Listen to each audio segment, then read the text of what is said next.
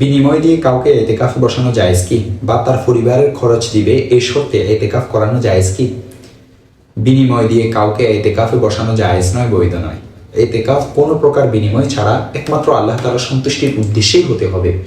পরিবারের খরচ নির্বাহের শর্ত এটিও বিনিময়ের অন্তর্ভুক্ত, তাই উক্ত শর্তে এতেকাফ করানো শরীয়ত সম্মত নয়। এতেকাফ অনেক গুরুত্বপূর্ণ ইবাদত। রাসূল করিম সাল্লাল্লাহু আলাইহি ওয়াসাল্লাম এতেকাফ শুরু করার পর মৃত্যু পর্যন্ত প্রতি বছর এতেকাফ করেছেন। শুধু এক বছর বিশেষ কারণে এতেকাফ করতে না পারলেও পরবর্তী বছর কজা হিসেবে 20 দিন এতেকাফ করেছিলেন। এছাড়া এতেকাফ করলে লাইলাতুল কদর পাওয়ার সম্ভাবনা বেশি থাকে। আর সকল ব্যস্ততা থেকে মুক্ত হয়ে শুধু আল্লাহর সন্তুষ্টির জন্য কিছুদিন মসজিদে থাকা এটি অনেক বড় সৌভাগ্যের বিষয়। তাই প্রত্যেকের উচিত নিজেকে এই আমলের জন্য প্রস্তুত করা। দেখতে পারেন সুনানে আবু দাউদ হাদিস নং 532, হেদায়া ফাতুল কাদির সহ 2 নং খণ্ড 303 নং পৃষ্ঠা, আর দুরুল মুখতার 6 নং খণ্ড 55 নং পৃষ্ঠা।